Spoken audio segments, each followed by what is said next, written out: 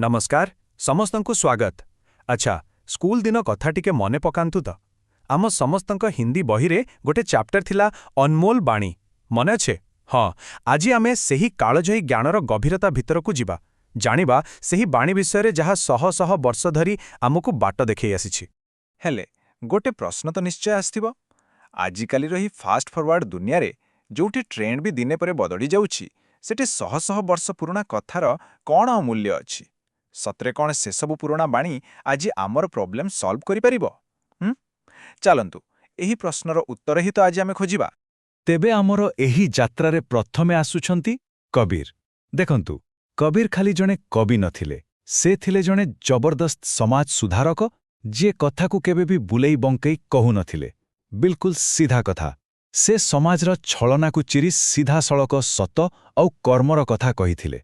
जानिचंती तांकर प्रत्येक शब्द गोटे तीर भली सीधा औ शक्तिशाली। आसंतु तांकर एही दोहाटीकु देखिबा। शुणंतु, जाके हृदय साँचे ताके हृदय आप। केते सरल शब्द हेले केते गभीर कथा। एहार अर्थ हेउछि जाहार हृदय सत्य अछि तारी हृदय ही आप माने स्वयं भगवान बास करंती। आउ भावंतु तो एहाटु बड़ आध्यात्मिक सत्य आउ कोन बा होई पारे। तेबे एहार प्रकृत अर्थ कोन? देखंतु कबीरଙ୍କ हिसाबरे सबुठु बड़ तपस्या हेउछि सत कहिबा आ सबुठु बड़ पाप मिछ कहिबा।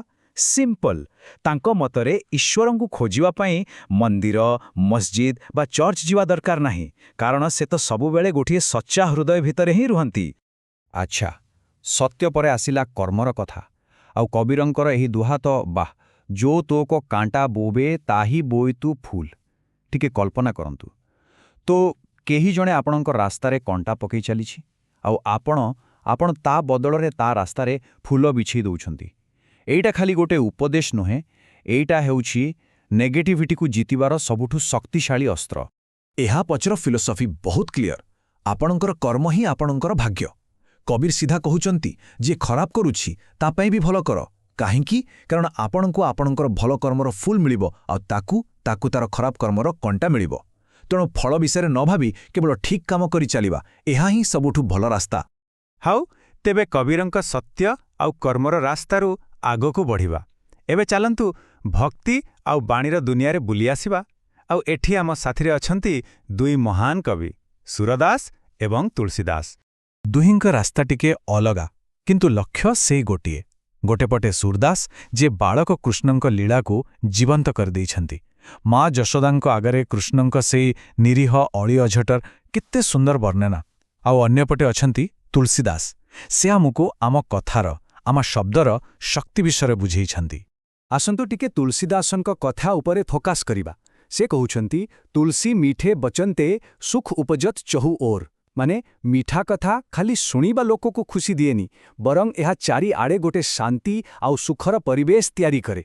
आमे जहा कहूछु तार इंपैक्ट केते बेसी एई गोटिए लाइन ही सेथिपाई यथेष्ट।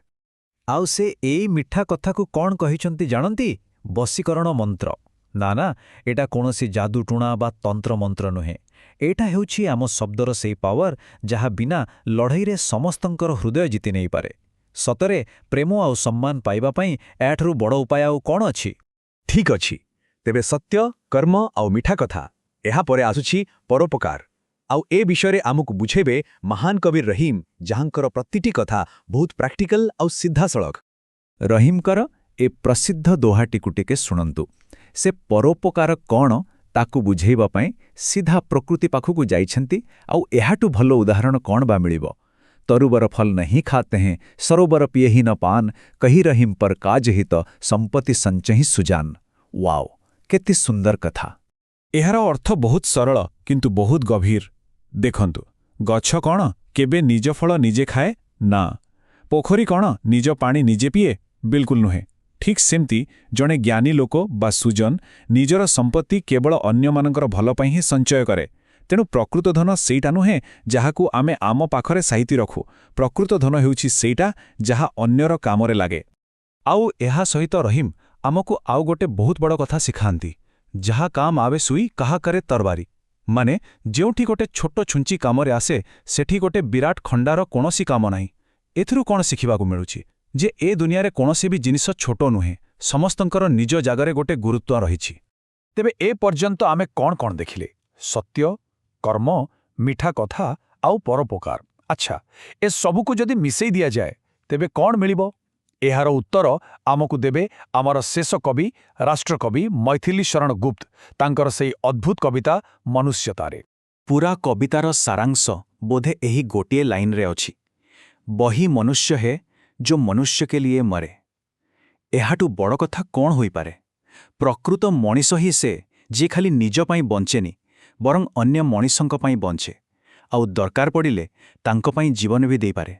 ଗୁପ୍ତଜୀ ପ୍ରକୃତ ମନୁଷ୍ୟତାର କିଛି ପାହାଚ ବିଷୟରେ କହିଛନ୍ତି, ଆଉ ମଜାର କଥା ହେଉଛି ଏଥିରେ ଆପଣଙ୍କୁ କବୀରଙ୍କର କାମ, ରହିମଙ୍କର ପରୋପକାର ସବୁକିଛିର ଝଲକ ମିଳିଯିବ।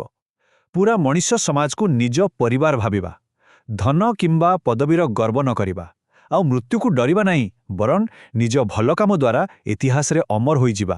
ଏହା ହିଁ ତ ପ୍ରକୃତ ମନୁଷ୍ୟତା।